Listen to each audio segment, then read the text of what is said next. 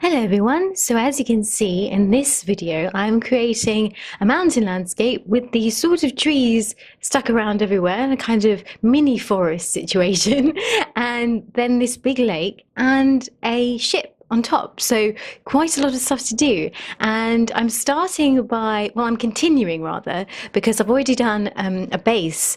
I've done sort of half the canvas, which has been covered with this round sort of background, so putting the mountains very far in the distance with that kind of lighter blue. And then I'm coming up and it looks like a sort of weird green shapes, sort of funny shaped greens on the left. In actual fact, this is a basis for some trees that I'm going to do. So a good tip if you're using oil that you want to create a firm flat opaque base for whatever color you're going to go on top. And I decided to do dark rather light on top of dark, so starting with the dark colors and then going on top with the lighter ones. I tend to do it that way around, but not always, not exclusively. Sometimes I do it the other way around. But in this case, it's I think most people start with the darker colors and then go on top with the lighter ones, but you can do it the other way around. It's absolutely fine. I do that quite often when when I'm progressing into the painting. It's just at the beginning, this is how I tend to do things. And I'm using lots of different type of blues. The lake itself was kind of a mixture really of green and blue, so not just a flat green area. And I think that it's really good to put lots of different types of nuances of color in water, because when you look at water, it has so many different little reflections and light reflections and shadows and all kinds of amazing texture. So adding all those different elements as you're going along is great. Obviously you can see me in the little window this time. It's a crazy 2-camera setup that really was so difficult to operate under, because it was kind of squashed into this little corner. And I'm definitely going to move this setup rather to a different place, because I was so constricted in the area, and also the lighting on the actual canvas was really bad, so I couldn't actually see that well what I was painting. And so it wasn't so easy doing this one. That could have been the reason. And apologies for my slightly odd facial expressions. It's just because this was filmed over a number of hours, I was trying really hard not to laugh, and so that is why I'm often looking like I'm sharing a joke with myself, but in actual fact I'm just trying not to laugh, because whenever a camera is on me for a certain amount of time, I do tend to just lose it. And so when I was filling out the lake area as well, I was using some thinner. I try to use as little thinner as possible. I'm much more of a I wouldn't say, I never really do impasto, but I prefer as a buttery consistency of the oil. And to really get that smooth finish, I feel like it's good to use a little bit of the thinner, and then you really kind of work it into the paint, so really mix it into the paint. If you take too much thinner onto your brush, all I would do is just wipe it off onto, you can use a rag, but I like to just use whatever. I tend to use a scrap of cardboard as my palette, just scrap paper, scrap cardboard, and I would just wipe off the excess of the thinner on the actual cardboard itself. And here I'm using the darker blues. This is a similar shade to the lighter colour, as you can see. So it's got some purple in it, some purpley blue. A bit of an unusual mix, I suppose, for mountains. People would naturally assume they would be a mixture of white and blue. But to add a purple is quite good, because sometimes when the sun is, when there's sort of pink in the sun, you can get this really purpley looking mountains. So particularly on the shadowy areas. So just take a look closely at whatever you're painting and try to think about the different tones. And obviously it doesn't really matter what colour your mountains are. I mean, they can be pink if you want, but as long as you get the shading right, it doesn't matter what colours you use really. So just trying to build up the paint on these mountain and sky area. The sky I've already done, very light whitish blue, and then there's a tiny bit of pink and some turquoise in there as well, but very light sky. You can't really see it obviously because this canvas is once again ginormous. I'm trying to use up these massive canvases that I have, and so far it's been, I think this is the last one, so it's like RIP these big canvases. I can't say that I'm sad about it because they are not that easy.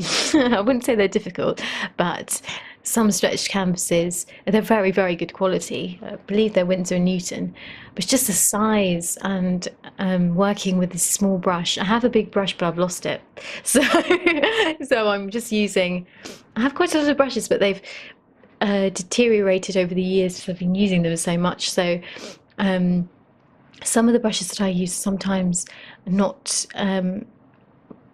you know, that sturdy, and then they tend to collapse and destroy themselves, or I destroy them within a short space of time. So I need to get some more really big brushes. But I do tend to do mountains and things. I would use the same brush actually, because it's just, I like to do the small details. I like to create a subtle shading, and if I do it with too big a brush, I feel unfulfilled.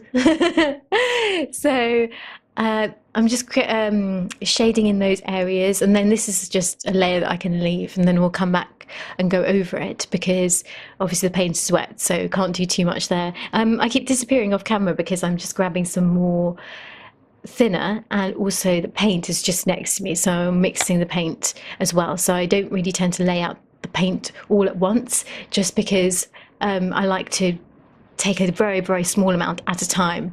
I always hate using too much paint, particularly these paints, because they are so expensive, and so it's like a ration. It's like a paint ration. And now I basically decided that once I'd done this landscape, I would just leave it at that. But then I felt that there was quite a lot missing in it, and I needed a focal point. So I decided to add a really nice ship, an ancient ship. So that's what I'm doing here, and it doesn't look very good. I don't know why it's pink at the moment.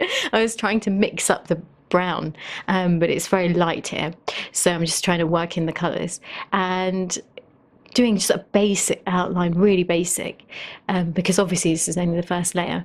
And I, off camera, once I did this outline, I started to also rework the lake and the water, just to make sure that it's got enough small little waves, and there's a kind of light reflection on it as well, because those are the things that are missing. As you can see at the moment, it just looks like, you know, flat. It's very flat, and I wanted to obviously create depth and all of that jazz. So I'm working in the black underneath, and when you've got a ship that hits the water, obviously you want to create the shadows of the boat on the water, and to create the depth underneath the boat, so it looks like the boat has actually hit the water and it's not just sitting on top of the water, because otherwise it can just, those two separate items, the lake and the ship, are not involved with each other. They're just, they're separate. They're living separate lives. You want them to have a romance together, to be involved, so you have to get them to work together. So you want to create the shadows, create the relationship between the two of them, much like anything that you put inside a painting. Always has to relate to, something has to relate to another, right? So and I just making sure that these sails don't look like the mountain behind it, because as you can see, there's quite similar colors. So you've got some lighter whites, and then there's some whites in the mountain behind. So I don't want it to all look the same and blend into one another. I don't know whether I entirely succeeded about this, and I think that if I was to redo the painting, it's my one small regret, I would change the color of the mountain in the background. So the left side, I would change that one, and I would make it just more brown, or actually just, I don't know, maybe darker, because I feel like the sails of the ship are a little bit similar in tone, but It's not too bad. I feel like if you were to actually look at the painting itself, you wouldn't see that as being similar at all. I feel like on camera it does look like a slightly similar shade, but there's nothing I can do about it now. It's too late. It's only on camera that we have these problems. I've taken away my face now because I want you to see the how the finished painting is looking. And as you can see on the right, tried to make the trees much more three-dimensional, and I did that within 3 layers, so just building up the colour and then making sure that I added much more black, and that was on the second section of trees, and that was just to really create a sense of distance between them. Otherwise they can all look like a big green mush, and you want to really create that separate identity for each tree. And with the boat, I was just adding much more black to really pull up the contrast, and also browny white as well. So I really hope you enjoyed this painting. I certainly enjoyed making it, and thank you so much for watching, and I'll see you guys very soon.